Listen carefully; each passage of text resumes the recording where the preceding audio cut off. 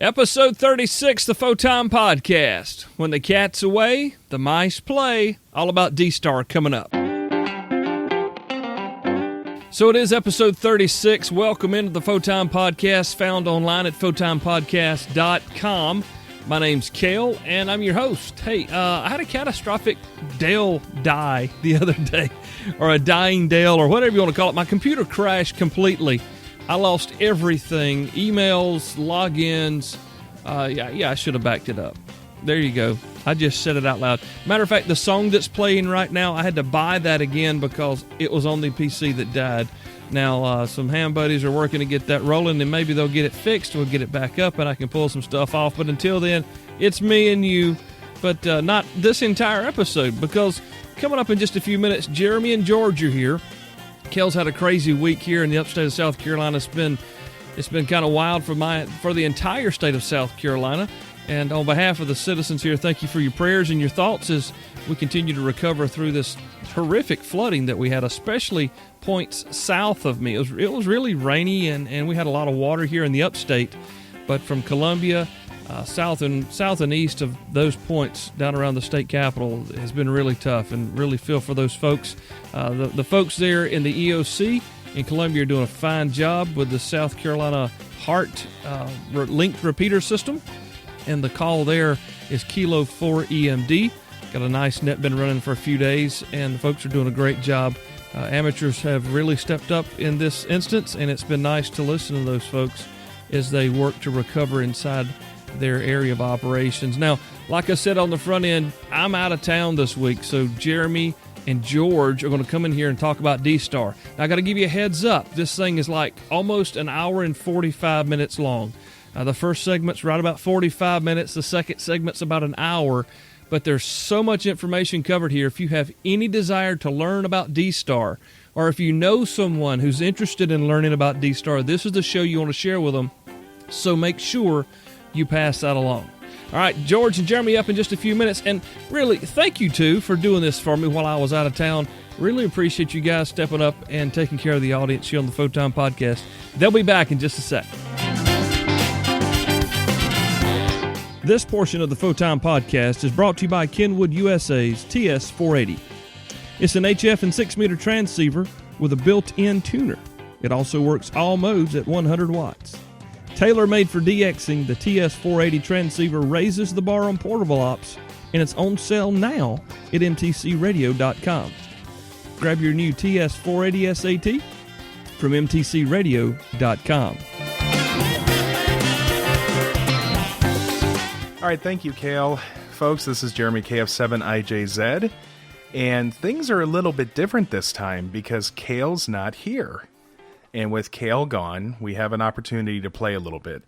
Joining me today is George, KJ6VU, and we're in charge, George.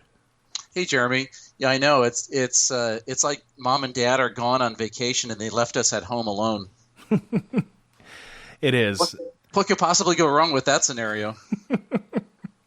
I hope we don't crash the podcast. So this week, things are going to be, we're finally going to be addressing a topic that I think people have wanted to hear for a very long time. There just was never really a good reason, or a good opportunity, rather, to do it. And that topic is digital radio in the sense of things like DStar and System Fusion. But specifically, George, recently, you did a presentation for your club, right, about DStar? Yeah, we did a couple of training sessions for our DStar repeater here in the Bay Area. Okay, and because we had that and it was fresh on George's mind, he has a background with DStar, I have a background with DStar, we thought this would be a great time to finally do a digital voice show. So George, why don't we start by giving kind of an overview of what digital radio, digital voice, digital data is? Sure. In my mind, when I think about DStar, Fusion, DMR, any of these digital modes, in their most simplest form, it's just like using a conventional FM simplex or repeaters, except the voice is coded digitally and transmitted digitally through a modem chip in the radio and then decoded at the other end and then the audio is recovered. And for the most part, what you can do with any analog FM radio, you could do with one of these digital mode radios. The big advantage, of course, is that once the audio is coded, you could transmit it through a repeater or across the internet or across a data link of some kind, and that audio will stay in the state that it was in when it was digitized. So it'll have excellent reproduction. The fidelity will be good.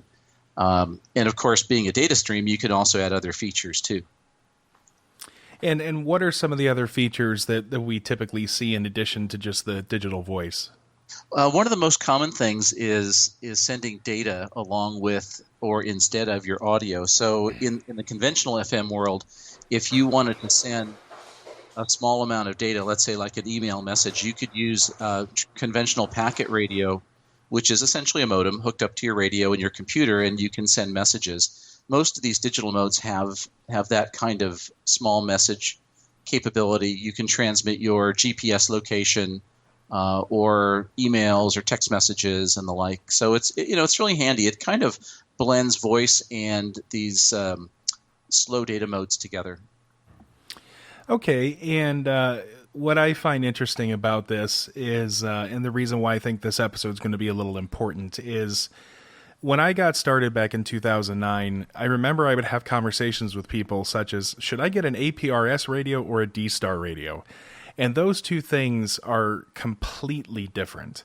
And I hope that today we're going to kind of clear up some misconceptions. And there are a lot of misconceptions, some of which have always been misconceptions, some that used to be true but are no longer true, so therefore they continue on as misconceptions. George, why don't you tell us a little bit about your background with DStar? What's your experience with it? I got into DStar about 5 years ago, and before that, I really didn't have any particular interest in it. I've been building repeater systems for many, many years and operating repeater systems, regular FM repeaters. And DStar really came along around 2000, but it wasn't until about 2010 that I got interested in it. And the reason was a friend of mine, Rich, KC6OBJ, who was into DStar, dropped by my house, and he brought with him his DStar handheld and a little netbook computer and a little plastic box called a DVAP. And a DVAP stands for Digital Voice Access Point. And this is a little 10 milliwatt radio that has a USB cable that plugs into this little netbook. And with that setup, you can talk from your radio to the computer and into the internet and point that connection at any one of thousands of repeaters and reflectors and other users all over the world. And that really resonated with me because I do a fair bit of travel for work. Taking radio with you is nice, but you always have to figure out how to program everything. But if you can take your own access to your own radio network, well, that was pretty exciting. So I kind of jumped in with both feet, got a DStar radio, and Rich and I put together our own repeater for our Baynet Repeater Club. So we built our own DStar repeater. We didn't buy an ICOM repeater because they're very expensive at the time. So we got 2 Motorola radios and a modem and a computer, and a fella from the UK wrote the software that we installed, and we built our own DStar repeater, got it on the network, and it worked great. We ran that for about 4 years. And then about a year ago, we had a good deal, a good opportunity to buy a DStar repeater, an ICOM DStar repeater. So we bought that and put that in the system. So that works really great. So we've been running a DStar repeater now for about 5 years. Wonderful. My experience is quite a bit different. When I was first licensed in 2009 at the Puyallup Ham Fest, some friends of mine that were hams were very active in DStar. And out in the Pacific Northwest, you have an insane amount of DStar activity. Primarily because I guess ICOM is there, but then there's one club out there that very early had gone to DStar-only repeaters. But I wasn't really that interested because back then the radios were quite a bit more expensive than a normal analog radio. If you weren't near a DStar repeater at the time, things like the DVAP didn't exist yet, so you were kind of limited in what you could do. But then when I moved to Washington, D.C., the Alexandria Radio Club, W4HFH, ran a full stack DStar system, meaning a 1.2 gigahertz voice machine, a 1.2 gigahertz data machine, a 70 centimeter unit, and a 2 meter unit. And a ham, Marshall KI4 MWP, was our local DStar admin. And he was one of my two Elmers who taught me everything I knew about it. But I was there, I had, a little bit of extra money and was willing to play around with new things. And so I thought, sure, everybody else in the club has a DStar radio, so I'll go buy one. And I did. I bought, back then, I think it was an IC92D. It was a little ICOM handheld, which was actually quite a very good dual band handheld, in its own right, ignoring even the DStar part. But I used it and started getting familiar with the internet linking, starting being able to talk to different people, different specific repeaters, different reflectors. But my interest in DStar really skyrocketed, both when I got access to a DVAP, but then when I learned that I could build my own hotspots out of a Raspberry Pi to get onto the network, like you mentioned. And that's where DStar kind of became like a little amateur hacker's dream. Yeah, and I think that's a big change over the last 5 years or so, which really went from what you initially experienced, which was an all ICOM fixed kind of a system, which worked well. But there's so many people making add-ons and new capabilities to customize and build your own little repeater, if you will. It's really quite exciting. Now, to that point, folks, I do want to say that, of course, we are going to focus on DStar in this episode, and we're going to talk about the merits. But overall, especially at this time with the whole digital voice, digital data technology still kind of being newer, it's been slow adoption rates. I think it's important to keep an open mind. And so briefly, George, let's give a quick overview as far as what does the landscape look like in 2015 as far as digital radio modes that I can get in an HT or a mobile. So right now there's four that you'll tend to hear about, and they are quickly a DStar, the Yaesu System Fusion system, DMR, which is also known by the Motorola brand name Moto Turbo, and P25. And P25 really came out of the public safety world. And you do find a little bit of it, but it's probably the least widely used. So really the first three are kind of the hot ones right now: DStar, Fusion, and DMR. Okay, and part of the reason that we picked DStar to kind of dig in first is that from a commercially available perspective, it is probably safe to say from an amateur's perspective, it's the one that's been around the longest. It's the most established and probably has the highest adoption rate in an amateur perspective. Would you agree? Definitely. I think right now DStar is the most mature and it's the most ham-friendly. When we did our training class, one of the first questions everybody has is, well, which one of these things should I use and should I wait until there's just one? And we're going to be waiting a long time for that to happen. So then the question is, if I want to get in, well, which one should I pick? And, frankly, it's like almost any other radio buying decision that you make. Every different radio, every different system has pros and cons, and they're a little bit different. So if you know, for example, all your buddies are on System Fusion or all your buddies are on DMR, then you might want to go that way because that's where the crowd is that you want to talk to.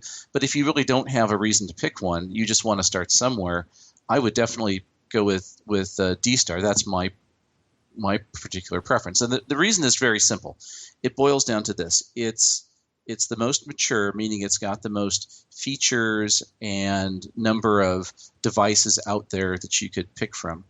And secondly, it's designed for amateur radio use. So the use model is very friendly to the kind of things that we hams do. You can go to HRO or AES or wherever and buy a radio. You can program it from the keyboard. You can buy software from RT Systems to program it. So it's very ham friendly. So I think currently it's probably the safe bet. And I don't necessarily disagree with that. I will say, and of course we'll get into this a little bit more, I really wanted to bring this point up for folks because the unfortunate thing is that everybody has to have their own version of this. And of course, there's no interoperability. DMR is I guess officially, I don't know if it's technically an open standard or not. P25 is a publicly owned standard. So there, anybody could have done that. DStar itself is actually an open standard, which is one of the misconceptions we'll address a little bit later. But it is a shame right now that I can't buy a single radio that can do all of these different things. And I know there are some companies that are trying to do that. But so just to be clear, folks, we will likely have follow-up shows in the future to deep dive on DMR and System Fusion when we have folks that can speak very intelligently on those. But today we're just going to focus on DStar. So George, kind of, I guess let's get the introduction that you shared with your club.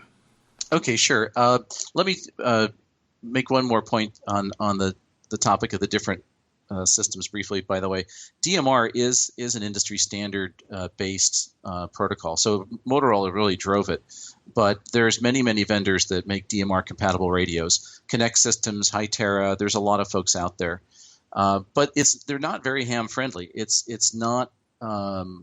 It's most designed for commercial users. So. You kind of have the baggage of kind of a commercial user. The other thing I wanted to mention is that in this show, as you mentioned, Jeremy, we're going to talk DStar, and I personally like DStar a ton, and am very bullish about it and want to promote it. Having said that, our repeater club also has a Fusion repeater. We have a Yaesu repeater. We've been running it for over a year. It works well. It's not as mature as DStar. We're still waiting for some stuff to come from Yaesu on the software, but we're going to have it connected to the internet, and it's going to work great, I'm sure. But we don't have a DMR system. I've got a lot of buddies who do, but we're not currently running DMR. So just want to kind of sort of set the record straight that they're all interesting in their own right, but we're going to focus more on DStar here. No, they are. They are a little bit different, but at the end of the day, like we said, they all kind of do the same thing, and that's they take a signal, either a data signal or your voice, they turn it into data, and then they modulate it over the air where it is decoded further downstream. So with that, let's kind of deep dive into DStar. So let's define what DStar is. So DStar started out as a open standard, and that standard was developed by the JARL. So the JARL, the Japan Amateur Radio League, is just like the ARRL, but for Japan, obviously. So the JARL initiated the idea of DStar, and they went to the various manufacturers in Japan and offered it up and said, would like you guys to consider making equipment that's compatible with this new digital standard. The only company for many years that took them up on that offer was ICOM. So the big misconception is that DStar is an ICOM product only, and that DStar is proprietary to ICOM. And both of those are not true. So anybody could make a DStar compatible radio. You and I could go start Jeremy and George's radio company. We can build our own DStar radio and be compatible with the network. So it just so happens that ICOM is the only amateur brand that's actually done that. Well, that's just as a point of technicality. Kenwood did manufacture a DStar compatible radio, but in Japan only, and it was only one model. Yeah, and I think they've gone away from that even in Japan. So they've kind of backed away, and I don't believe they currently offer an amateur digital. They have their own commercial digital two-way, but not in the amateur world. Well, at Dayton 2 years ago, Kenwood hinted that they would be releasing NXDN-based amateur gear, which is another digital standard, which just shrinks the number of people that I can talk to even further. But I digress. Yeah, and that's their commercial side, and my guess is they probably won't. There are two companies that have talked about having DStar capability, and one is Flex Radio, by the way. Flex is now shipping a dongle that's a little USB thing you plug into your computer that turns your Flex Radio into a DStar compatible radio. So that's available now, as I understand it. The other company that's been talking about this for some time is Connect Systems, CSI, and they make VHF, UHF handheld radios, and I don't know if they make mobiles or not, but they've been talking about having a multi-protocol, multi-system handheld, which they have not shipped yet. Now, kind of in this introduction, it wasn't just the ICOM connection, though, that people have the misconception about DStar not being an open standard. People also have the misconception because there is one current proprietary component in DStar. Can you talk about that a little bit? Yeah, that's right. And that is the codec. The codec is the chip inside the radio that takes your analog voice that comes off the microphone and then converts it into a digital signal. And that digital conversion is more complicated than just digitizing the signal and putting out bits.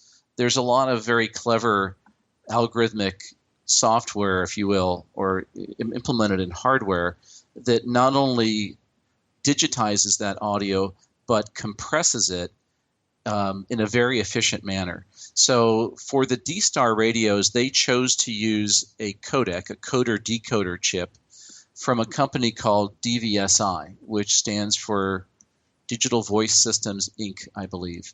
And DVSI is probably one of the world's leading companies that does this sort of thing. So they make these compression chips that are used in satellite phones and other applications where you have a voice channel and you want to compress the signal in the fewest number of bits so you can get the data rate as slow as possible and still have reasonable quality audio. And the reason that you want to have as few bits as possible is because the fewer the bits, the less bandwidth you take up. So you can imagine if you're talking to a satellite, you want to use as little bandwidth as possible to accommodate as many channels of users as you can. And in the amateur world, for DStar, they wanted to go very narrow band. And then the DStar, the spectral mask, if you will, the bandwidth of that signal is half the bandwidth of a conventional FM transmitter. So it's very spectrally efficient. So anyway, these chips that do that coding are from DVSI. So early on, there was a big flap about this because people would say, this is amateur radio and it should be open and we shouldn't have any proprietary stuff and all that. And it's kind of a silly argument in my mind because, you and I making our first DStar radio, we can go to DVSI and buy that chip for $20. So we could buy them all day long. They'd be happy to make them. So it's really not a big deal in my mind. Now, you could say, well, shouldn't the codec be open sourced? Perhaps. But at the time, there was no good open source, efficient, low-speed codec that would do that job. So they went with what was commercially good off the shelf. Today, if we were starting DStar from scratch, would we use the DVSI chips or something else? I think that's debatable. There's a good chance it would still be a DVSI chip. So that was really the root of this kind of strange argument that, it's proprietary because it uses this one vendor's chip for $20. Now, what's also interesting about this point is that same vendor, their chips are used in all of the digital radios. They're used in DMR. They're used in P25. They're used in System Fusion. And granted, they're different versions of the chips because, for instance, System Fusion is twice the bandwidth as DStar, so they can have a little bit nicer audio quality. But that's one of the things that's most interesting is that same, vocoder decoder chip is the same chip across all the different standards. And what's really hilarious to me is that when DStar was the only digital mode around, there were a lot of people that would carp about this proprietary thing, which was silly in anyway. Ever since Fusion has taken off and DMR has taken off, I personally have not heard a soul complain about this chip being, quote, proprietary. So I guess hams will complain about anything if you give them enough time. So, DStar has been around for, 14, 15 years now? Yeah, surprisingly. And I think overall, we keep hearing, I know I go to the DStar forum at Dayton every year, and every year they keep saying this has been a red letter year in DStar adoption. the rate continues to accelerate. Do we have any sense of how many folks are active DStar users these days? Well, it's hard to know exactly how many active, but you do know how many people have DStar radios, because when you get into DStar, you register, and when you register in the DStar network once, then your call sign is known by the whole network, and so all the statistics exist for that. So we know, for example, that about a year ago there were almost 40,000 registered DStar users, and I'm sure today it's 42 or 44,000 or so. So in each year it grows. It's probably growing at about, I'd say 10% per year or better. So there's pretty significant growth. And the bulk of that growth really happened in the last 5 or 6 years. So looking at some of the stats, 5 years ago, we were looking at maybe 5,000 users, and now over 40,000 users. So it's had an extremely strong growth. We also can track the number of repeaters. There's over 3,000 repeaters, and those repeaters have over 1,000 of them have gateways into the internet for linking. So that's all known. And once you register, every time you use the network also knows which system you're on. So it's possible to route to you and do some of the advanced features. So it has pretty good statistics. So one thing I want to add to that, because if you could look at a graph of this, you would see that the rate of adoption is accelerating. But honestly, in between 2009, 2010, maybe a little bit before then, you start to see the adoption rate ramp up. And one of the things I want to point out about DStar is ICOM's initial implementation of it wasn't really all that exciting. Sure, you could link from one repeater to another over the internet or over microwave link. But the stuff that makes DStar really cool has come from the ham community. Yeah, that's an excellent point. I think this is exactly what has propelled it. So all these innovations like the reflectors, the DVAPs, and we'll talk about what all that stuff means, those things were really added onto the network and were not developed by ICOM at all. They were developed by smart guys who knew how to take the standard as published and then enhance the network. And that was all possible because, again, it was an open standard for the system, and all of the traffic, all of the voice or the digital data was all data. And so at the end of the day, these software packages are just routing that data around.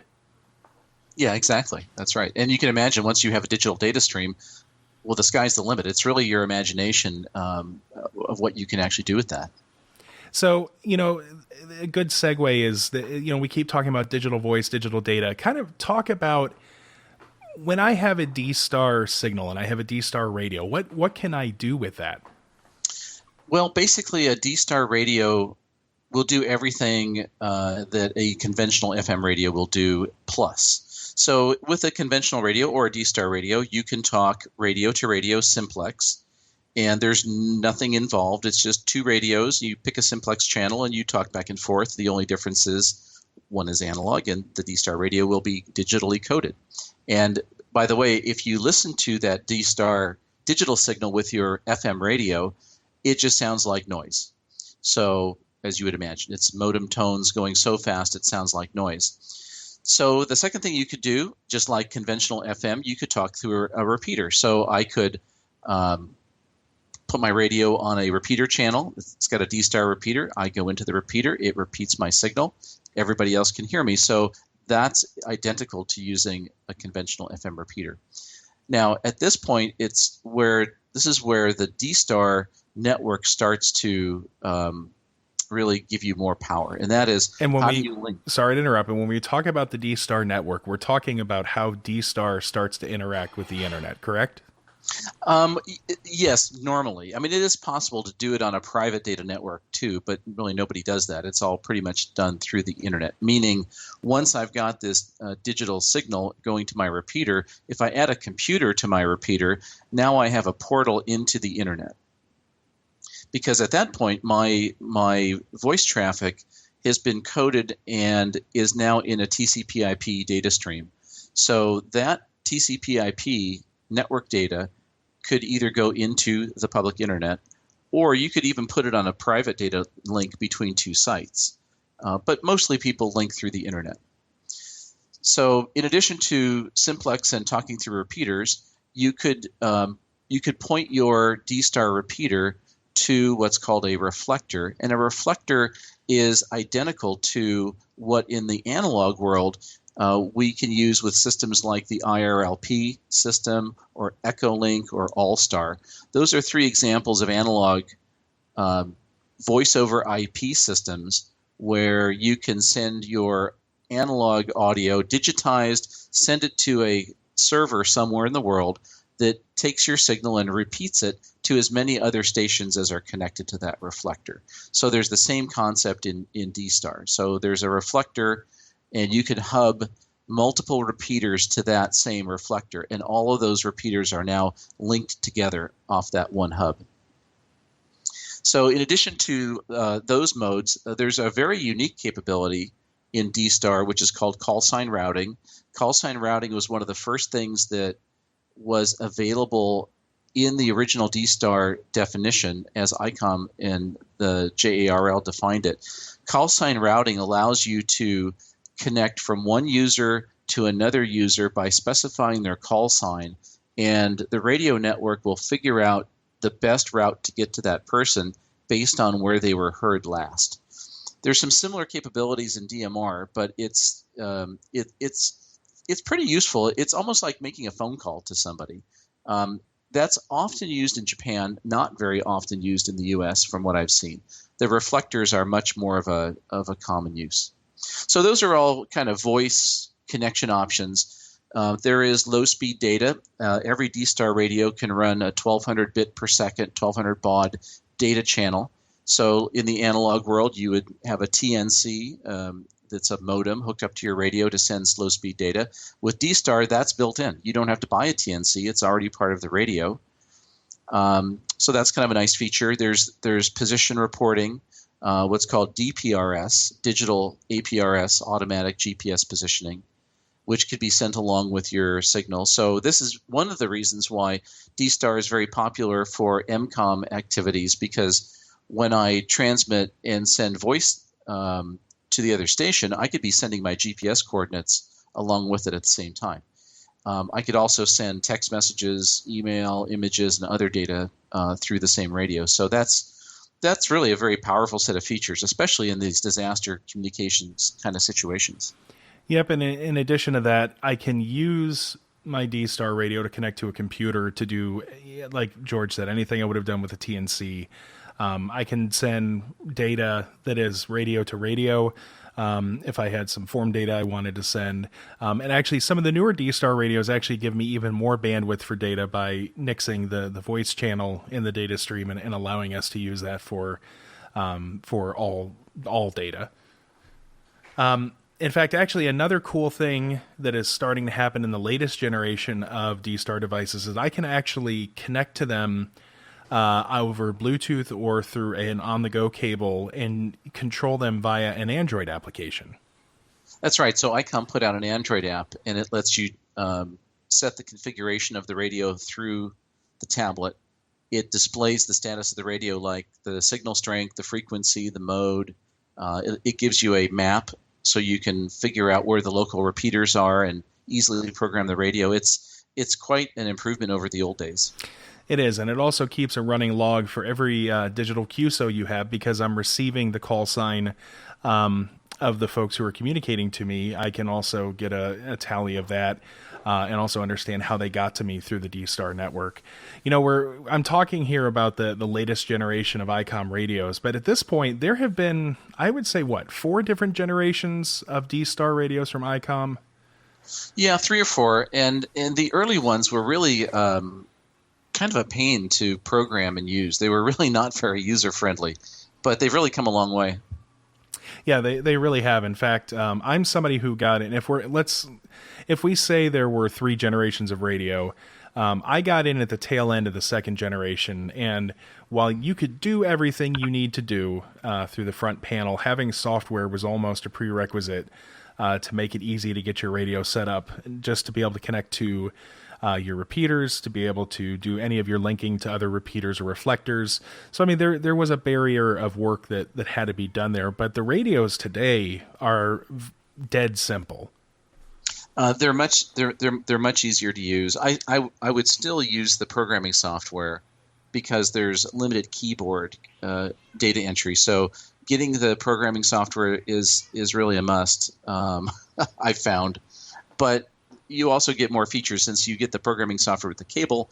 You can now use that as a data port to transmit your slow speed data. So that's kind of nice. Well, and actually, ICOM gives the software away for free for all, but I can't remember if it was I think it was the 7100 was the one where they tried to sell the software.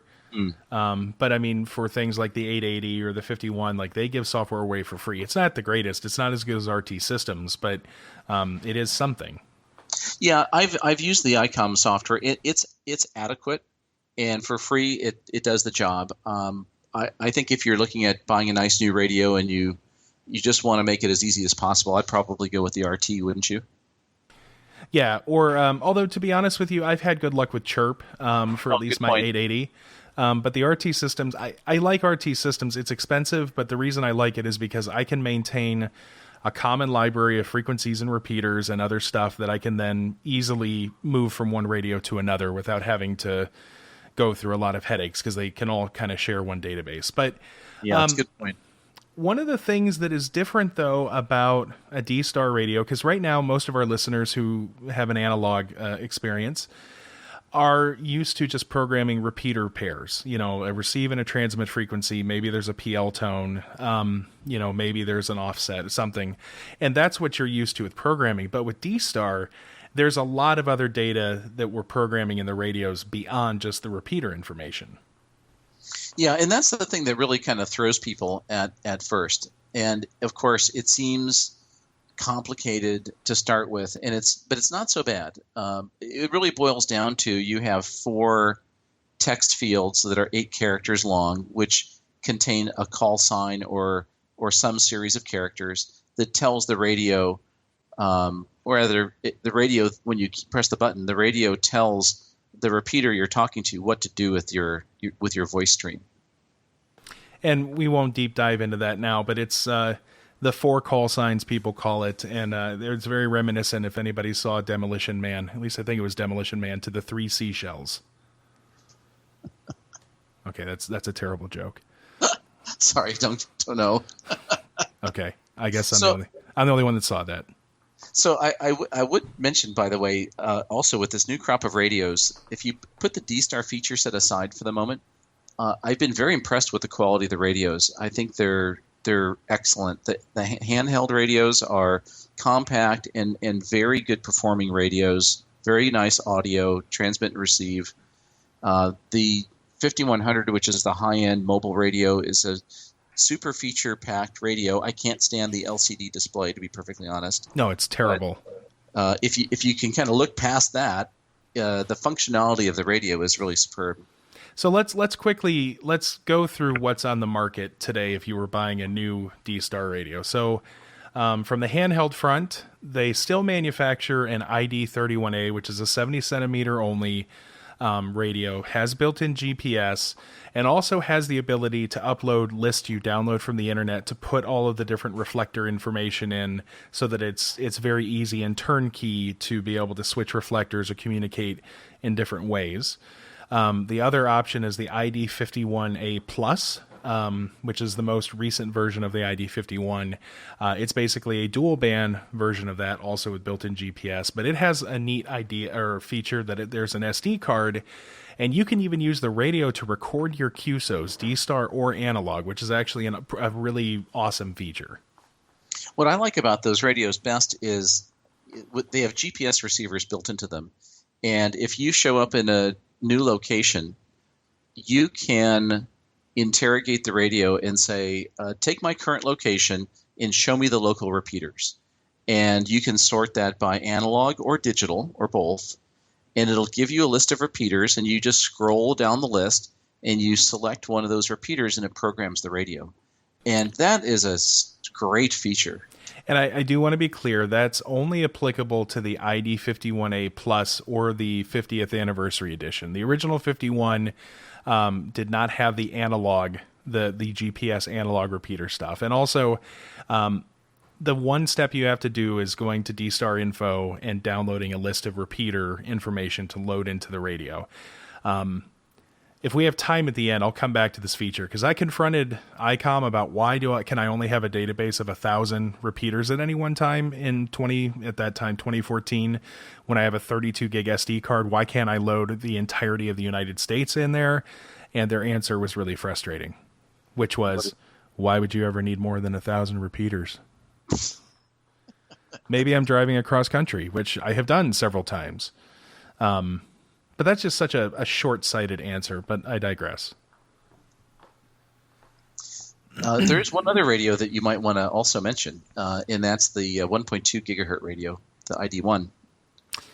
Yes, the ID1 is a 1.2 gigahertz voice and data radio. And of course, in DStar, and this is something we've kind of glossed over, 1.2 gigahertz data can be the 1200 bits per second that we talked about, but there is also a high-speed data mode that is 128 kilobit. And in fact, like our repeater in Alexandria was connected to the internet, and I could use an ID1 to get a connection out to the internet if I needed to. We just got one of those things for our system. We haven't installed it yet, so we're going to be putting that up in the next couple of months at some point. So how well did that work for you guys? I mean, keep in mind, it can really only, it really can only serve one, client at a time. I think technically it can handle traffic requests from multiple radios, but of course the total bandwidth decreases for everybody. The only time that I ever saw that used was in support of things like the Marine Corps Marathon, which was a huge ham radio support event. And it collapsed under the load. Like early in the morning when there weren't many people there, for the injury data application that we had, there was you get to it over the internet. It worked pretty good, except that it was slow. But once the system got saturated, then you started having lots of problems. So to me, yes, it's cool to say, oh, I have this high speed, but I think the high speed digital data is a little bit gimmicky for me personally. Unless you're in like an emergency situation, you can control all the variables, and maybe you're trying to work over a private network to transfer files, then it becomes a little more useful.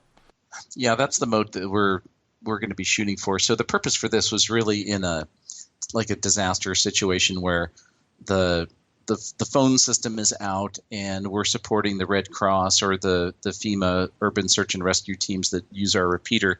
And we want to be able to deploy a data point of presence on the ground in a flyaway case. And we actually built a 3.4 gigahertz uplink system with Ubiquiti radios to do that. And it works great, but it's very touchy depending on where you are if you have really solid line of sight. And we're going to play around with the 1.2 data module to see if we can get some better coverage. I think you'll still have the line of sight issue. I mean, again, it's cool. I mean, it's a radio that has an Ethernet port on the back of it. So, again, you got to love that. And it'll also do analog 1.2. But I mean, it's one of those things that obviously experiment with. But overall, I'd say we had fairly mixed results. And honestly, again, to go kind of off in a rabbit hole, but not to solve anything. One of the things that people would often debate is, well, what happens when I hit Google and an ad comes across? Yes, and that whole topic, regardless of this radio or some other radio, that's a big question. And that's something we're trying to figure out what our policy is, and do we have to do some kind of special firewalling or what? Now, going back to other mobile radios that do DStar, the current one is the ID 5100, which is the one that has Bluetooth. Great radio. Again, there's one thing I don't like about it, and it's that they took the packet port away. So even if, unlike the previous generation, which was the 2820, several members of my club actually had a Kenwood 710 TNC head connected to the packet port on the back of the 2820. I had one radio that was doing analog APRS and DStar off of the same RF deck. They took away that packet port, which is frustrating, and there's not really a good way to get in through the mic cable that I have found yet. They still sell the ID 880, which is kind of a less expensive way to get in for a 50-watt radio. It's a single receiver. It doesn't have the nice features as far as the using GPS to automatically load repeater settings and whatnot, but it is probably the most advanced of the previous generation of DStar mobile radios. On the desktop front, there are two radios that have DStar options for a quote-unquote base radio. One is the ICOM IEC 7100, which is their mobile HF radio that replaced the 7000. It has DStar capability installed, and it can also work on HF doing DStar. And then the ICOM IC 9100, there is a DStar module available as an option. Yeah, that's a really nice radio. That the 9100 is an excellent radio, HF plus all the VHF bands. It's a very pricey radio, but it's a real nice one. So at this point, we've kind of covered a little bit of the overview of digital radio, introduction to DStar and the radios. When we come back from the break, we're going to start digging even deeper into into DStar radio. This is Jeremy KF7IJZ with George KJ6VU. We'll be right back. This portion of the Photon Podcast is brought to you by the ICOM IC 7100 HF plus 6 meters, 2 meters, and 440 transceiver.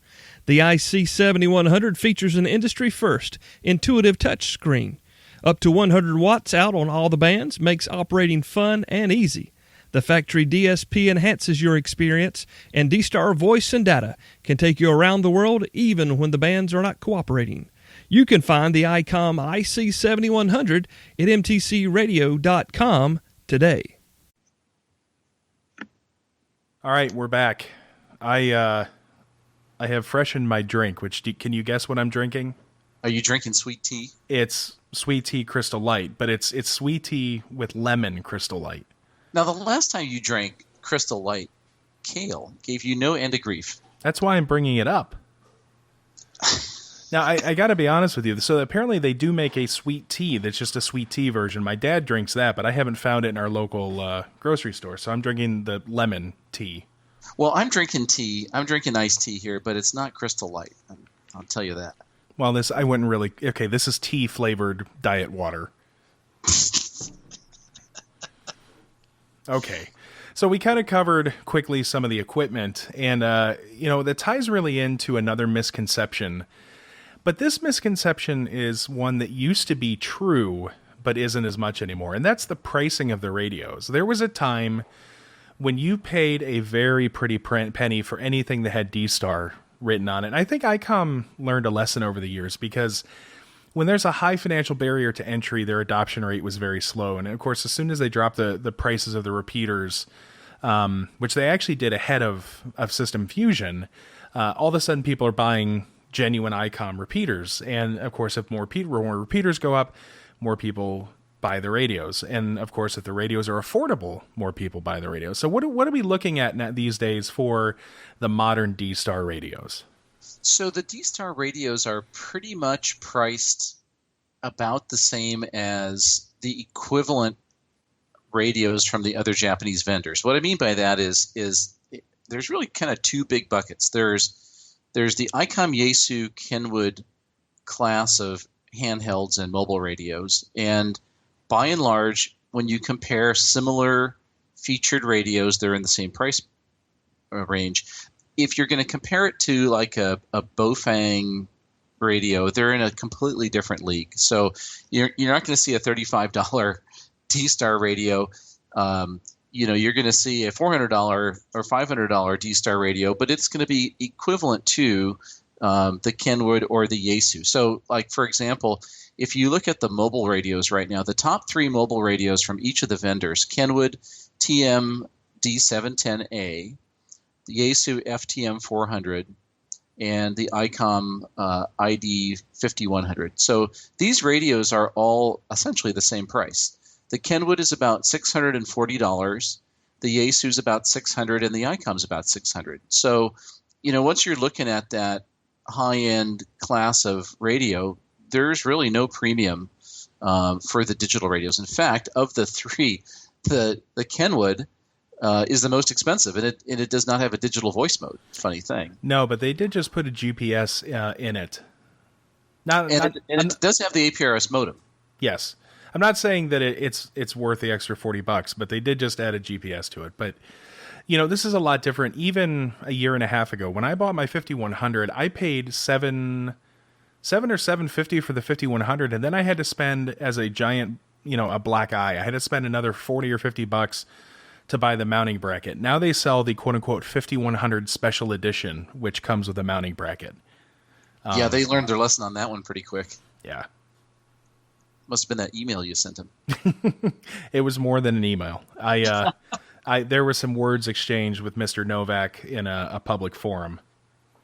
Yeah, I think that was just a big miss on their part. And I'm really, frankly, pleased to see that ICOM has really responded to the competitive environment. When Yaesu came out with Fusion, they priced things very competitively, both the radios as well as the repeater systems. And ICOM responded with cutting the price of the repeater systems and being reasonable on the pricing for the end user radios. So I think that they're pretty lined up now. All right, so that's for a top of the line digital mobile radio. What about for an HT? So the HT pricing is a bit more all over the map. The ID51 Anniversary Edition, the 51A Plus, the latest version, I think those are around I want to say they're about $400. Here we go.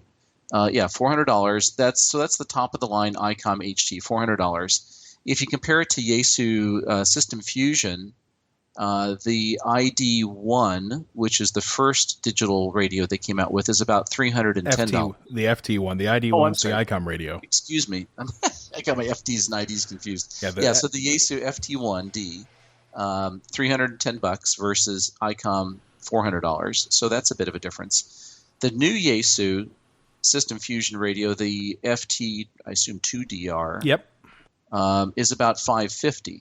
So that's a $150 premium over the ICOM. Now, it's got a touchscreen, so it's got some other whizzy features. So it's not quite as apples and apples to compare on the HTs, but in broad strokes, they're probably price-wise kind of, about in the ballpark. Now, I actually do want to take a moment because, for instance, like a Kenwood TH6, still about $300 for an analog-only radio. I do want to say that Yaesu FT1DR just at about $300 is a really good value because that actually still has a full or a nearly full APRS implementation in addition to the digital voice. I actually have an FT1 that I bought as a DStar radio for when I was doing like race support and whatnot.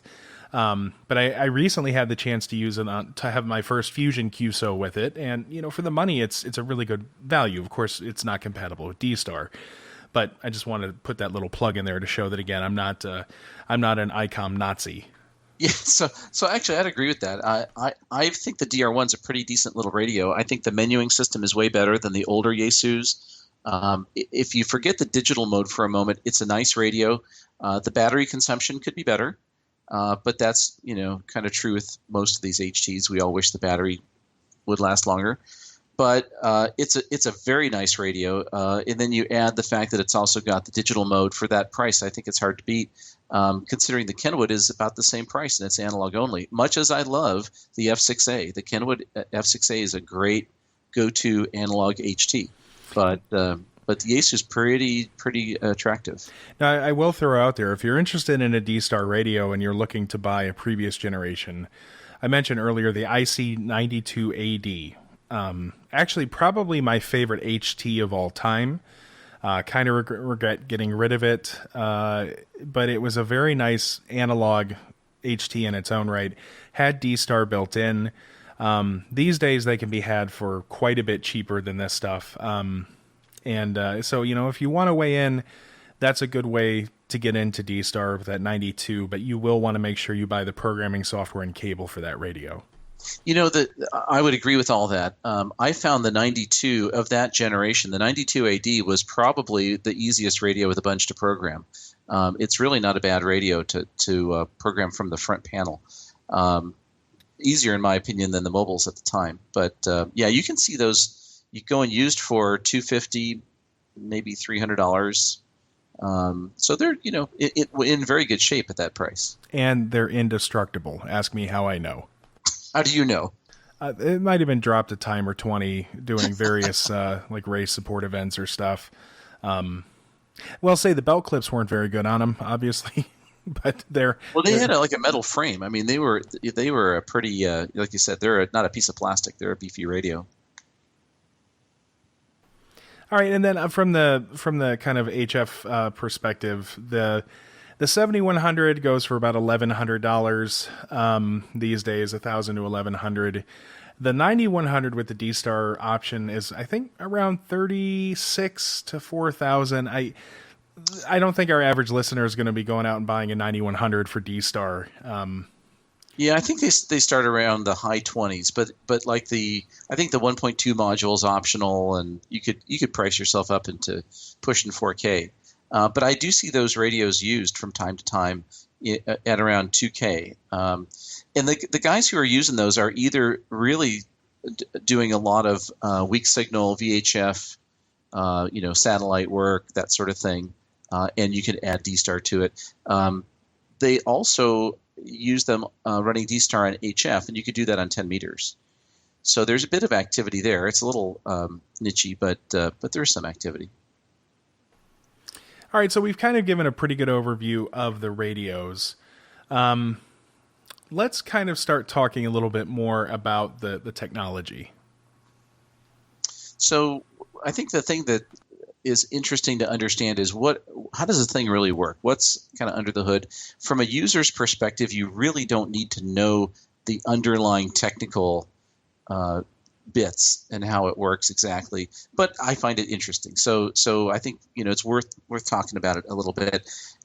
Essentially, when you hit the push to talk button and you transmit, what you're transmitting is a digital data stream at a speed of 4,800 bits per second.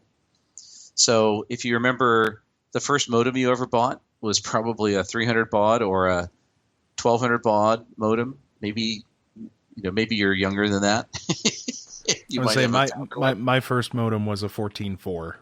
Well, that's because you're younger than I am. So, so to put it in some context, we're talking like old dial-up telephone kind of data rates. Yeah, I didn't need an acoustic coupler. I didn't have to take the receiver off the phone and put it on the acoustic coupler to get on the internet. Well, lucky you. I did. So 4,800 bits per second when you transmit. Actually, it's not 4,800 bits per second of voice. They subdivide that into 3 different streams in that 4,800 bits. 1,200 bits per second is that low-speed data channel. So that's always available to send data simultaneously with the voice. The other 3,600 bits per second is the digitized voice channel. And that has 2 parts to it, 2,400 bits for the actual voice itself, and 1,200 bits for forward error correction. So forward error correction is additional data that is calculated based on the voice, and that data is sent with the voice so that if there is an error in the data transmission, because your signal got noisy for a moment and you dropped a few bits, that forward error correction helps the receiving side insert the bits back in the data stream to recover it. If you didn't have that FEC, that forward error correction, and you took a quick fade in your signal, you would just lose part of the voice. With FEC, you can lose part of the data and still hear a perfect voice audio. Now, of course, if you get a very noisy signal or you go away for a long period of time, well, nothing's going to solve that. But that does make the voice channel much more robust. So you're really getting about 3,600 bits per second of voice in that channel. And by the way, that digital data stream occupies 6.25 kilohertz of bandwidth. So when we think about a conventional FM transmitter, talking on your normal repeater, we say, well, that's 5 kilohertz deviation. That signal occupies, depending on how far down the skirt you're measuring it, that signal actually occupies well over 12 kilohertz, almost 16 kilohertz at a fairly high signal level. The DStar signal is half that. So it's a 6 1/4 bandwidth channel. Now, that doesn't mean you can put a DStar signal every 6.5 kilohertz. That doesn't really work. But you can space them out every 12.5 kilohertz, and that would work pretty well. So ultimately, that means that if there were to someday be a future or where the FCC tells us we have to go narrowband, you can already increase density by moving towards DStar as a digital mode. And this is actually a little bit different because all P25 DMR and System Fusion are all still 12.5, so about twice the bandwidth for this. Another thing that's really cool about this technology is, unlike, with an analog repeater, as you drive away from the machine or your other station you're talking to, as the signal-to-noise ratio decreases, you start to fade out. Whereas with DStar, you're mostly either in there or either out of there. So you get nice, clear voice throughout, and until you get something that we call R2D2ing, where packets start coming in due to a low signal-to-noise ratio, and it kind of sounds like ordering through a drive-through with a broken speaker. That's right. And so you don't get that pure digital, perfect and gone. You tend to go perfect for fair ways into the noise. And then you'll get that kind of garbled sound a little bit, and then you'll disappear. So that's the technology, kind of an overview as far as occupied bandwidth and whatnot. Again, this is still a very high-level overview, believe it or not. I mean, there are really good presentations out there, which, including George's, which we'll link to in the show notes, that get into what does a DStar packet actually look like from a data perspective? What's the information that's kept in there? How's it structured, etc. So, George, let's kind of talk about, I know we touched on this a little bit in the beginning, but let's talk about all the different modes of use that you have from, DStar. And, of course, starting off with the analogs, we have, simplex, 2 radios to one another and working through the repeater. What else do we get through DStar? And is there anything special about, working simplex or through the repeater that you don't get with analog? Well, one thing you get that you don't get with analog is you get call sign information of the other station. So when you transmit, you press the push to talk button, your radio will transmit about 200 milliseconds of data. There's 600 bits of data that gets transmitted when you first press the button, which includes your call sign and some additional data fields if you want to fill it out. So what that means is that if, let's say, if I key up the repeater, you'll not only hear the repeater, but you'll see on your screen my call sign. So before I say anything, you'll know who I am. So that's useful information to see, and that's carried throughout the whole network. Now, the other thing that's really nice about DStar is, besides the simplex and repeater modes, you can also connect your repeater system to the internet. And if you do that, you can connect multiple repeaters. You can connect 2 repeaters together. So I can go into, let's say, my Bay Area repeater, connect to a repeater close to you in Ohio. You could be talking to that repeater, and our 2 repeaters could be linked together. The other thing that you can do, which is very, very popular, is to use a reflector. And a reflector is a computer somewhere on the internet. It's typically a data center class machine where they have high bandwidth and a reliable installation. And you can use that reflector essentially as a conference bridge or a hub. And you point your repeater to that hub. And typically these hubs can handle dozens and dozens of connections at the same time. So you might have a reflector that has 20 repeaters all pointing at it. Anybody that goes in to their local repeater and comes out their local repeater, and the audio is transmitted to the reflector, once it hits the reflector, it's transmitted to the other 19 repeaters that are also connected to that reflector. So it's a very quick and easy way to create a network of DStar repeaters. And of course, those repeaters could be anywhere in the world. So that's a very, very popular mode. Currently, there's well over 100 reflectors, and every reflector has multiple channels. So essentially, multiple groups can be talking at the same time on those reflectors. Now, some reflectors are really busy, and some of them are very quiet. So you could tune around and connect to any of those reflectors. There's nothing closed about the DStar network. So once you're a registered user, you have access to any DStar repeater and any DStar reflector anywhere in the world. So let's talk about that, because we did really kind of gloss over that. We mentioned it earlier, but this concept of registration. You're not registering with ICOM. And you don't have to register anything to be able to talk simplex on your radio or work your local repeater like you would with an analog radio. When we talk about registering, we're talking about registering your call sign onto the DStar network that is built by this interesting software that allows you to route over the internet to other repeaters or to get to reflectors. Can you talk a little bit more about that, George?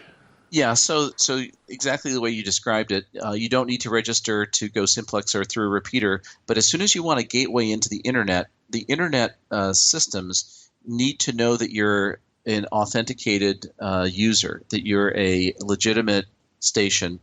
Every region of the world has one or more organizations that provide that service. In the United States, that's called the Trust Server System, and it's administered by a group. I think it's W5TIT out of Texas. They're the administer for the U.S. network. Similarly, there would be the same kind of thing in Europe, and worldwide. These different groups associate together, so it forms one big network. So if I register, let's say in the United States, I go to and registration, by the way, is you go to a website and you put in your call sign and your name, and you put in a user ID and a password. Now you're going to get registered. It's that simple. Once you're registered, your call sign is published in the database of legitimate users. And that database of users is propagated around the world. So if tomorrow I fly to England and I show up in London with my HT and I find the local UK repeater, I can access that repeater and go out on the internet and connect back to my home repeater. So that registration gives me that worldwide internet connectivity. And of course, that registration is free, and we'll add a resource for this. But generally, what happens, it's best recommended that if you're a new DStar user, if you think you're going to get into DStar, go ahead and find your local DStar repeater. Go online, find their website, and they will usually have instructions on how to register.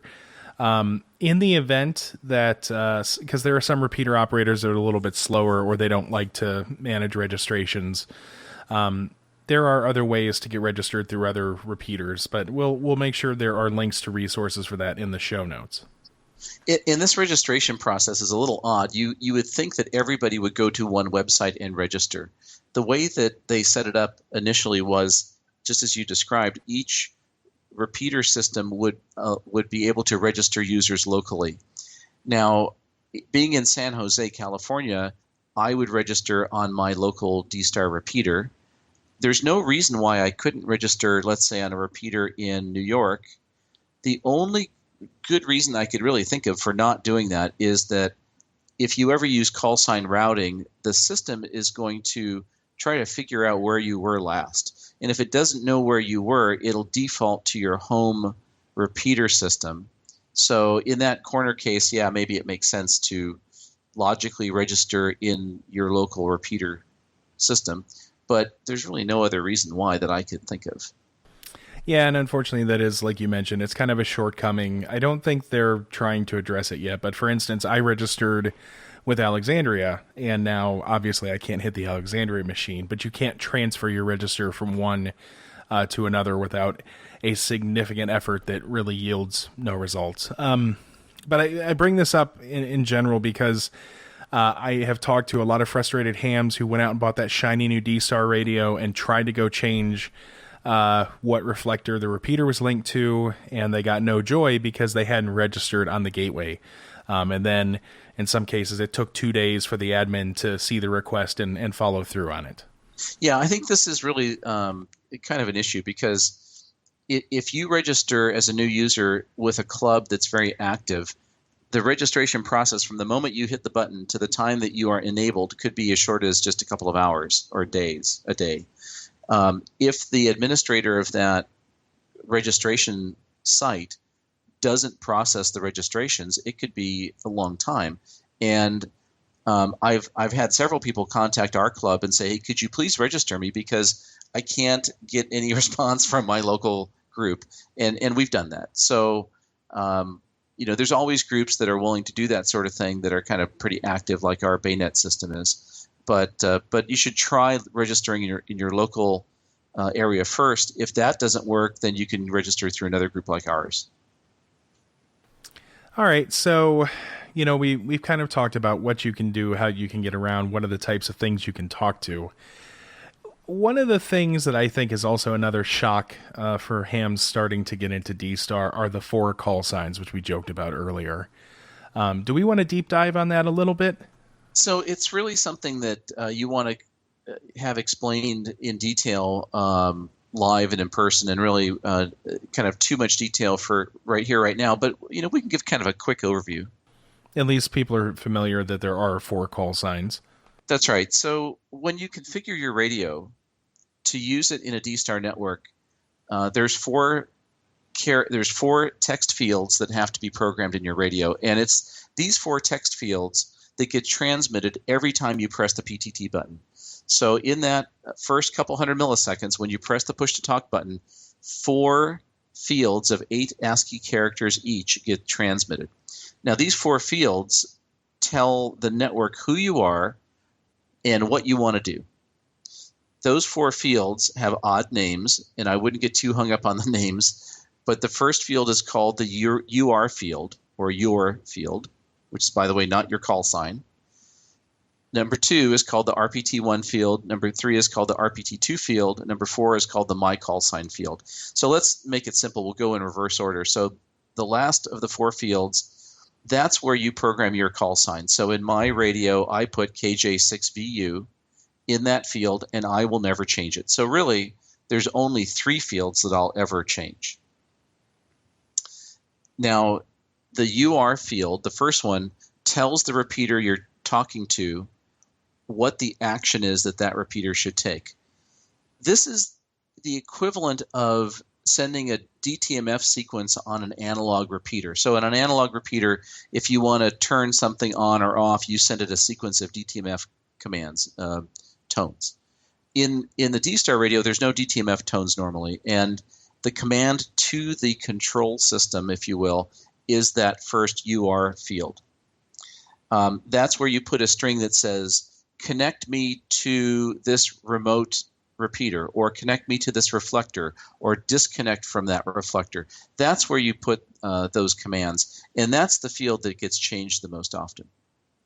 The second field, which is called repeater 1, that's the field where you put the call sign of the repeater that you're talking into.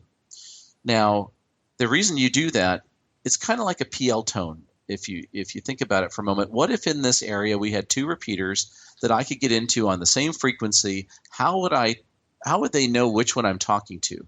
Well, that second field has the call sign of the repeater I'm going to talk to. So locally, we put WW6BAY in that field, and it knows that it's the Baynet repeater that I'm talking to. And every other repeater, if there was a repeater on that frequency, will ignore it.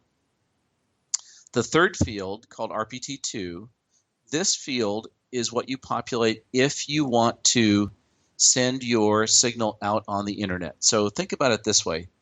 If we're just talking locally, let's say you and I are here in the San Francisco Bay Area, we're talking back and forth through the Baynet repeater, I would leave that RPT2 field blank typically, because I'm just going in and out of the repeater. If I put the call sign of the repeater in that field with the letter G at the end that says gateway, that computer knows not only do I repeat the audio out the repeater, but I send it into the internet to whatever remote node I'm attached to, send my audio that way. So I know that sounds a little complicated. It's really not that bad. For the most part, when you're using the local repeater, you'll change the UR field to tell it what node to connect to or disconnect from. And the other three you leave alone. You set them kind of one time and forget it. The only time you'll ever change those is if you change repeaters. So it sounds a little complicated. It's really not that bad once you kind of walk through it. But this is where having the computer software is really handy. Now, what we normally do is we recommend that you program your memory channels with this stuff already in it. So you type it in once, and then it's in a memory channel, and you're done. And what a lot of people will do is have preset in memory commands to the local repeater that say, for instance, connect me to reflector 1C, disconnect me, connect me to repeater W6XYZ, disconnect me. And those will be different memory channels in your radio, all on the same RF frequency, talking to your repeater, but changing channels will change the different sets of characters that are transmitted when you press the button. So hopefully that doesn't sound too terribly complicated. Well, it does sound complicated. I mean, because that's sorry about that. No, it's not your fault. I mean, it's like you said, it's a topic that makes a lot more sense visually, and if you're in a classroom setting, you can quickly demonstrate what these things do. And I know when I was new to DStar, this was something that was a little overwhelming. This is actually one of the things that, while those 4 call sign fields are still very prevalent in how DStar operates, it's one thing that I think ICOM has done a very good job for the new DStar operator with the new radios to be able to manage rather than having to create 72 different memories to interact with the same repeater to get on different reflectors and whatnot. So if I remember correctly, I think the guy who does the amateur video news, Guy Pierce is his name. Do you remember his call sign? No, I don't. I think he did a video that explains the 4 call signs and how to set them and what they mean. And if I'll try to dig that up and include it. If not, I'm sure we'll, if we can, we'll try to post your presentation, which kind of goes into it in depth. Yeah, I think once you see it, it becomes pretty straightforward. I mean, it's really not that bad. But you just have to, consider how would you, on a digital radio, how would you tell the repeater system which repeater am I talking to, who I am, and what I want you to do with my signal. And once you understand what goes in those 4 fields, then that's exactly what the purpose of all that is. It's to route your signal around, and it's pretty straightforward. So at this point, let's kind of recap. We've given an overview of the state of digital radio from a DV/DD perspective.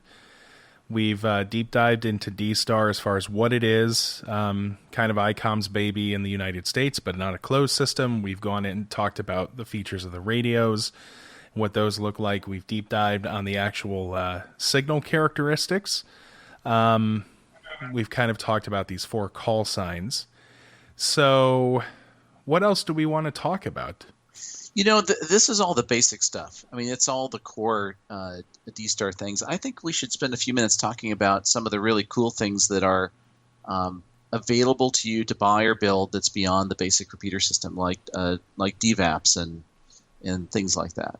Which this is actually my favorite part, because let's pretend that you're a ham, and is probably a pretty good assumption if you're listening to us right now.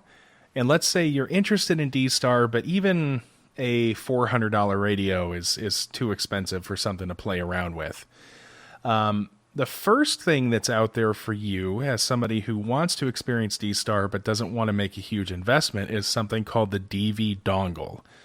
The DV dongle is a USB peripheral that is basically a sound card for your computer that has basically this AMBI chip in it, the DVSI chip, which is an AMBI codec, inside of it. You plug a headset into the other side, and then it gives you the software to be able to connect to different reflectors on the DStar network, which gives you a way to be able to talk on DStar without having to have a radio. George, have you ever actually played with one of these things? Yeah, I've got one of these things, and I it works well. I've played around with it a little bit. I find for my own personal use, I rather use a DVAP. I'd rather use the over the air kind of connection. But like you said, for the minimum amount of money, this is kind of a quick way to get into it, and they work really well. The experience of using this DV dongle is like using Echo Link on your laptop. So you have your headset, you got your computer, you're on the internet. There's no radio involved. This is exactly the same notion, but it's got that one missing element, which is that codec chip that's unique. That's built into this board, like you said, Jeremy. So it's all the radio without the radio. That's right. It's all the non-radio.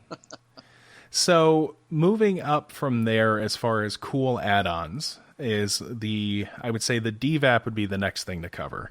Yeah, the DVAP is the thing that really pushed me over the edge. That was the one thing that really got me excited about DStar. Up to that point, yeah, interesting, maybe. But when I saw the DVAP, I thought this was the greatest thing. And the DVAP is a very simple idea. It's a little plastic box about 1 by 3 by a half an inch, and it's got a USB jack on one side, and it's got a little RF connector on the other side, and it's a 10 milliwatt little transceiver. Or it's not a repeater, it's really just a transceiver. And the original way you use this thing was you plug the USB thing into your laptop, and you run a little piece of software. And once you launch that software and connect to this little box, you would then go from your radio to this little box, and all of the commands that you would program in your radio to direct your signal on the DStar network to a normal repeater, you use exactly the same commands, but to this little hotspot. So it basically is a little, you think about if you were taking your Wi-Fi access point with you, but this is your ham radio access point. So DVAP, Digital Voice Access Point, is what it stands for. And what's so exciting to me is if, let's say if I'm traveling, I'll take this little box with me, and I'll get to the hotel, I'll plug it in, take out my HT, and now I have the complete DStar network at my disposal. I can talk to my friends back home. I could talk to any of the reflectors. I've got that network access with perfect digital audio, and it's just incredibly compelling. Now, by the way, the DVAP is a product by one company. Since then, there have been other people who've come out with essentially the same idea. There's an outfit in Europe that makes a product called the DV Mega, which is very similar. Hold on before we jump to that, because I do have one question. Yeah. So the guy who created these things is Robin Cutshaw, which is AC4 something, I think. Robin's a great guy to talk to if you go to Dayton. He's usually in the main hall. Really bright guy. But one of the things that I thought was announced, I'm asking for personal reasons. We talked about all the things you can connect to DVAP to, but one of the things I really wanted to see was being able to connect it to an Android tablet through an on-the-go cable. And I know he was working on something like that. Do you know if that ever materialized? I have not seen that. Currently, the DVAP is supported on Windows, Mac. I don't know if it's Linux also. I suspect it is. Well, I know, like, you and I both have them working on our Raspberry Pis. And I actually could have sworn that Robin released like an official Pi image for the DVAP, but I digress. Yes, go. I haven't seen that. So this is a really important, exciting point, which is being able to plug this thing into a Raspberry Pi. I think that is just brilliant, because now instead of using a computer, you've got a little Raspberry the size of a deck of cards. You plug that thing into the USB port, and you jack into the internet, and you boot it up, and it's just an appliance. It just boots up and runs. And it works so well. I have one here at the house. I just leave it on all the time. So when I want to get on DStar, if the repeater's busy, I just switch channels to my DVAP on the Raspberry Pi, and I could point my little node to any place in the world. And that's the first hotspot I built as well, was a DVAP running off of a Raspberry Pi. And now this is a graduate level DStar course because there's a lot of software stuff you have to understand. Fortunately, most of the hard work has been done for you by other folks in the community. Excuse me, but these packages are maintained, and this entire community around DStar infrastructure development lives in Yahoo groups. Yeah, and there's a super helpful groups out there. And I would add, by the way, for setting up the Raspberry, it's not like you have to install drivers and compile the kernel and do crazy things. You can go to a website and download a pre-configured image to burn onto an SD card. You plug it in, you boot it up, and it automatically runs the software. And all you really need to do is go in and configure it. You got to put in your call sign and some other configuration parameters on a graphic user interface. And once you do that, in about 5 minutes, you're sort of done. And your little Raspberry access point appliance just works. So this is really funny and kind of talks about the state of how quickly the things have moved forward. I first built a Raspberry Pi hotspot based on the original B, not the B+. And I had to get all the packages. Somebody had compiled like IRC-DDB and all the PC repeater controller software and all that. But I still had to install everything manually, had to configure everything manually. And the hotspot that I have that works with my with my DVAP is still that original Raspberry Pi. Like I've never even done an apt-get update on the thing because it just works. So it's good. It's good to know that somebody actually makes an image that I can download. You turn it on and you just configure the options. Yeah, there's multiple. Well, hang on. So one quick second. So there's multiple groups that have done that, and in fact, there's a group in the UK called Western DStar. So just Google Western DStar, and you'll find it. They have pre-compiled images not only for the latest Raspberry Pi, but also for the older one as well. Well, that's good to know. Now, you also mentioned the DV Mega, which is basically a DVAP that is made to fit directly on top of a Raspberry Pi. Yeah, that's right. So same functionality, a little bit cheaper. I've heard a lot of guys on the air with them. They seem to work just great. Now, the problem with the DV Mega, the nice thing about the DVAP is I can walk into HRO or most of the big name radio dealers or even easily order online. But the DV Mega comes from Europe, I think, correct? Yeah, I think they're in the Netherlands. Although, actually, I just did a quick Google and I see Gigaparts lists a bundle with a Raspberry Pi and a DV Mega, so maybe they're importing them. Yeah, that's their distributor in the U.S. Okay. I wonder if they sell just a DV Mega, because I've been interested, but the last time I bought a DStar peripheral from Europe, it was the DV repeater version 2, and it was a giant waste. I might as well have taken $400 and set it on fire. That's another story. Sorry. No, it's okay. It was the Germans. So these hotspots are just so super useful. There's guys who take these things, and it's only 10 milliwatts, and you'd be surprised what kind of range you can get with 10 milliwatts. So line of sight, you can work all over the neighborhood. I've even put one in a portable case. So what was very useful for me was on a long road trip. I had to drive down to Central California to San Luis Obispo from the Bay Area. It's about 3 hours. So I have to drive down there and drive back occasionally. So that's 6 hours on the road. And rather than fiddling with my regular FM repeater stuff, I first put the DVAP and my laptop in the car and plugged my cell phone modem into the laptop. And I had DStar connectivity the whole way. And now you could say, well, wait a minute.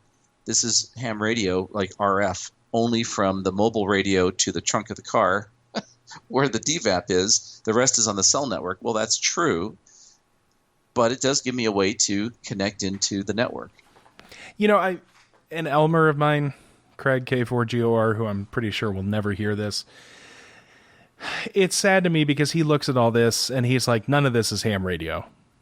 But to me, the thing that is so wonderful about this is that it's the epitome of ham radio because we're now talking about things we're building ourselves. Yes, and by the way, it's maybe your end of it is the DVAP, and people might say that, but at the other end, the guy could be at home with his DStar radio talking across town to a repeater. And what's not ham radio about that? So to that point, we've kind of talked about these units, and from a block level, the things like the DVAP have built into them. They're basically an RF interface, a radio, connected to a modem, which is capable of decoding the modulated signal from your radio and turning it into data to send into the computer, and software takes it over from there. The next class of devices, which these were what really got me excited, and actually are part of the cool of one of the neater things that I built for DStar, are GMSK modems, which we glossed over earlier. GMSK is the modulation scheme that DStar is transmitted over. So instead of being strictly frequency modulation or things like that, it's do you remember what GMSK stands for? It's Gaussian something. Gaussian minimum shift keying. Okay. But you can buy these hotspot boards, and that's what they're generally called, DStar hotspot modems or boards. And what they have on them is they consist of a 6-pin DIN packet port that connects to any FM radio that has a 9K6 packet port. So, I mean, literally any radio that is capable of 9600 bits per second communication out of its packet port plugs into this board. There is a chip that is responsible for the GMSK decoding, and then there's an interface into a computer. And depending on what board you get, sometimes it's USB, sometimes it's raw serial. There are some of these boards that plug directly into the GPIO pins on a Raspberry Pi or an Arduino. But the cool thing about this is these boards let you take any radio, literally any radio you have with a 9K6 packet port, plug it into there, and then turn that radio into a high-powered DStar front end, basically building a simplex repeater that is internet linked, which I'm guessing you have some experience with that, George? Yeah, I played with building one of these early on, and then we eventually wound up putting the real repeater on the hilltop, and then I kind of went the other direction for my local hotspot with the DVAP. So this is really like a DVAP on steroids. It's exactly the same behavior as a DVAP. The difference is that it uses a big, like you said, big high power radio and a modem, a bigger modem board, and runs software that's on a computer. Now the step up from that, which another name for these also, if you were to Google node adapter, DStar node adapter, DStar hotspot. But there's another class of these devices that are still the node adapter, but then they make add-on boards with the DVSI codec. So it has that Ambi chip on it. Mm. And what's really cool is one of the boards I have, which is the DV repeater, DVRPTRV1.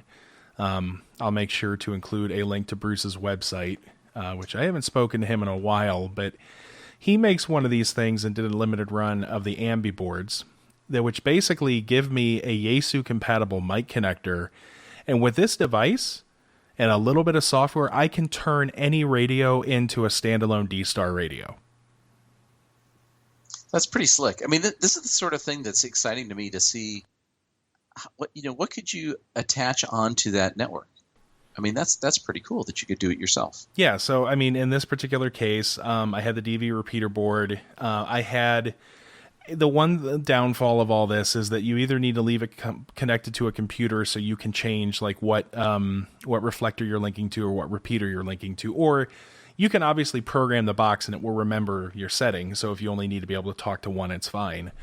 But I was able to connect that to my my Kenwood 710, plug a microphone into it, and have a DStar QSO through a Kenwood radio without being computer assisted. That's very slick. And if you do that, now you put this on an outside antenna at home, and now you probably have several miles of range around your house. My friend Cameron, who used to be K6CLM, he just got a 1x2, and I can't remember it. It still has CM in it somewhere. So Cameron, I think you listen, so apologies. Cameron was my other Elmer in DStar, and he was the one responsible for teaching me about hotspots and how to build this. But he lived down on Fort Belvoir, south of Alexandria, and he built a fill-in DStar hotspot, which filled in a significant gap on I-95 that would allow you to get into the Capital Region DStar network, because the DStar coverage over there runs pretty much from Baltimore down to Virginia Beach, with a few gaps in the middle. And so he was able to put in a fill-in hotspot out there that he ran from his house that added enough coverage to fill you in, which was awesome. So I think going back to the top level of this whole thing, some people might say, well, I live in a place where there's no DStar repeater, so I guess it's not for me. And I think that that either buying one of the DV Megas or the DVAP or one of these modem boards and plugging it into a radio, you can become your own. It's not really a repeater, but your own network access point. So you can certainly enjoy the whole DStar network from home or whatever the range is you get on this hotspot without the big cost and expense of a repeater. And you don't have to worry about the fact there isn't one in your area.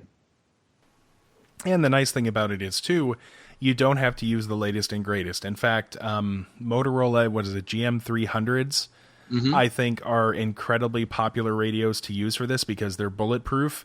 From being able to transmit and have a high duty cycle. But you don't need a fancy radio to act as the RF front end for these things. And honestly, you're not out a ton of money to build something, and it's something that you can experiment with. Yeah, that's a great point. We're talking about a radio that you can buy all day long for $100 on eBay. And if you shop around, you can get a better deal. So these could be 25 to 40 watt commercial radios. You want to blow some air on them to keep them cool, but yeah, those would make really fine notes because you really don't need the frequency, channel frequency agility of a fancier ham radio. You really just want to park this on a frequency and leave it there. Exactly, and I mean that's one of the things that that helps make this accessible for folks who otherwise would not be able to participate. Now, again, I was joking about Z Germans earlier, but there was a project out of Germany that is the DVRPTR that's gone through several generations. Their first design, the version 1, was completely open source, and Bruce that I mentioned earlier in Canada started reselling them after they had moved on to versions 2 and 3. But they sold an appliance that basically was a complete standalone DStar server. You could leave it connected to a computer to program it, or it had a little OLED screen and a 5-way joystick, so you could set all the call signs and whatnot. But it has a microphone port because it has the vocoder on board, so you could plug it into any RF deck and have a DStar radio. There was a device out of Brazil that did the same thing, one out of Poland. So a lot of people have done a lot of really great experimentation to build even custom devices. Now, granted, I mean, some of them are really difficult to get your hands on, but there's a ton of stuff out there people have done with DStar. And unfortunately, this is one area we have no information on what the future is going to hold in terms of system fusion. I mean, DMR, it is what it is. I don't think there's a lot of hacking that goes on with it. But Fusion, since it is going to be Yaesu controlled, the network is going to be owned by Yaesu. And the fact that the internet linking of System Fusion isn't really mature yet, I don't know what kind of hacking opportunities or open opportunities that we'll have with System Fusion. Yeah, we really don't know. I think for Fusion to be competitive, they're going to have the same capability that DStar has. So the whole idea of hotspots, the ability to essentially build your own gear, sooner or later they have to allow that sort of thing, I would imagine, because otherwise they would not be in a competitive position. So it'll be interesting to see where it goes. I think there are some guys also trying to do that with DMR. There is some open DMR work that's going on, but I don't know how far that's gone. Well, and as we kind of wind down here, the last thing I think that we should talk about with DStar is a piece of free software called DRATS. Yeah, DRATS is an awesome application. DRATS is available for free. You can download it. Runs on Windows, I believe. There's a Mac. Maybe there's a Linux client too. Yeah, have you tried it? Oh yeah. Oh, absolutely. But I want to say that it was. Don't quote me on this, but I thought it was a Java app, and so it'll run on everything. I don't know. I don't know if it's running Java or not, or if it's an applet. I don't know. But it's a very powerful tool. Originally, it was built by some folks, I believe, up in Washington State to do emergency communications. Now, you could say, well, to take advantage of the data channel on a DStar radio, I could just use any kind of program. I could have a dumb terminal program. I could have a mail program running on that channel. Why do I need a separate program? The idea with DRATs was to combine a lot of those features into one piece of software and make it DStar friendly and have the ability to do the forms that you mentioned early on. So in emergency communications applications, there's standardized forms that are followed. Did you guys use any of that in the MCOM work you did? No, they didn't. Not in DC, like not with my club. Like I said, the club in Washington, and I really wish I could remember their call sign, because I think the guy who wrote DRATs was a member of that club. They did everything with it, and I have seen some other clubs do everything with it. I think Georgia, if I remember correctly, their entire statewide emergency management amateur group is all standardized on DStar, and they rely heavily on DRATs. So DRATs is, and that's D-RATS, it allows you to do everything from keyboard to keyboard communication and typing. If you're connected to an internet-enabled laptop, there are chat servers on the internet you can connect to for keyboard to keyboard typing. It has a lot of built-in functionality to make communication efficient. So while it can transfer files or pictures, it can also cache maps so that if you're in a specific area of operations, you can download the maps to the application and it will just draw your people as it hears things. And then for kind of the emergency management forms, like all of the ICD 700s and all that stuff, rather than transmitting a PDF every time, they have the forms built into the application so you can fill them and file them, and then it's just transmitting the form field data as opposed to the entire form itself. So it's much more efficient. Much more efficient. I'm just reading it because there's a lot of stuff on here I've never even played with. Like there's a WinLink 2000 gateway. It can do automatic message forwarding. It can do kind of like all calls to groups. It's network linkable over the internet to other stations, like across wide distances. And it does list itself as multi-platform. I don't know if it's Java or not, but it's available for Linux, Windows, and Mac. But it's a cool little application that allows you to do quite a bit with the data channel on your radio. And all that comes for free when you buy your DStar radio, because that facility's built in. You just need a cable. So once you have the cable and plug it into your computer, now you can run DRATs. Yeah, and the cool thing about the radios are there's nothing fancy. If you connect them via serial and you match the baud rate and you send a character, the radio knows to automatically key and send that character.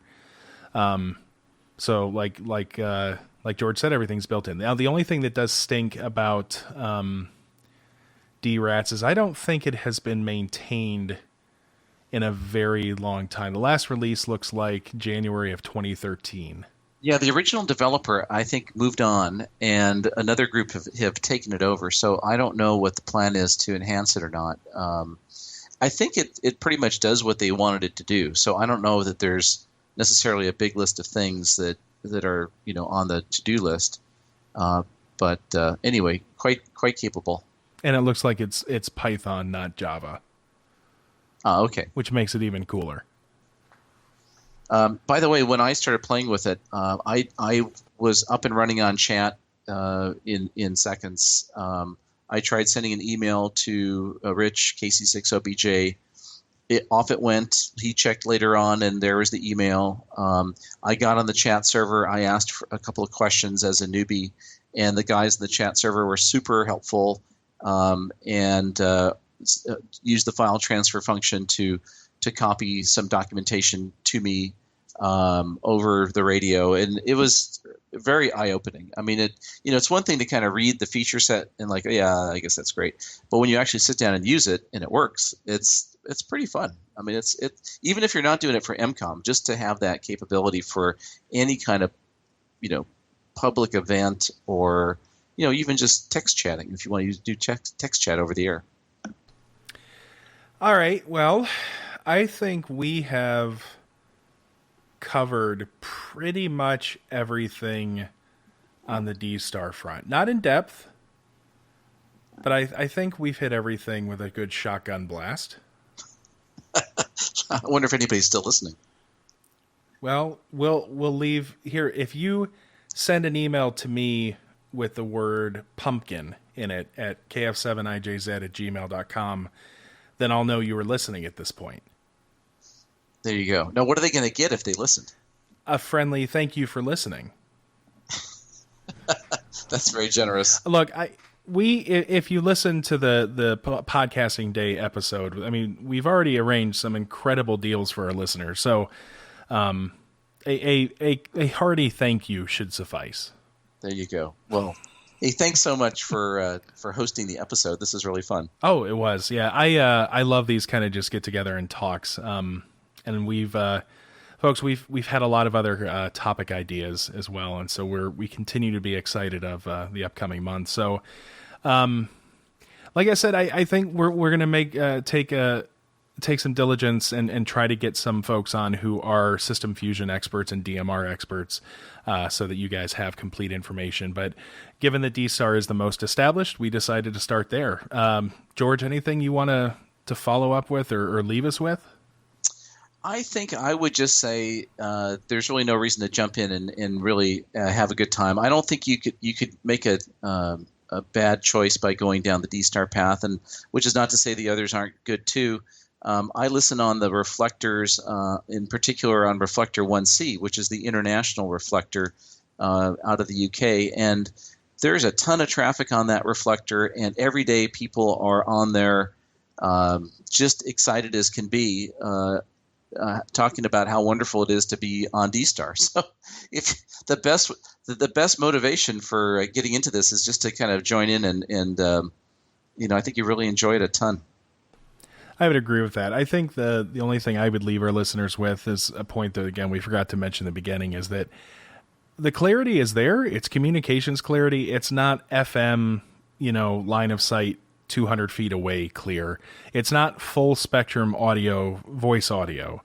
You can definitely tell it is digitized, but when there's a good signal to noise ratio, it is 100% readable, and you can tell who the person is. Like, I've never had a trouble hearing somebody on DStar and not really being able to tell who they were, even though it is a very narrow vocal spectrum bandwidth mode.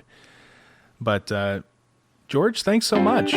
You bet, Jeremy. It's been a real pleasure, and I appreciate it. It has. And now there's another radio that Kale can complain about not having. If only the KX3 had DStar. Well, for those with the 2-meter module in the KX3, I'm sure there's a serial port on that radio. I'm sure we could figure something out. Well, perhaps. Thanks a lot. 73s. All right, 73, folks. Not a lot to say other than thank you very, very much to George and Jeremy, my buddies who have just really become a big part of this program, and that's evidenced by how they can run it when I'm not in the way. So there's the smart guys on the show, and we hope that you've enjoyed the program.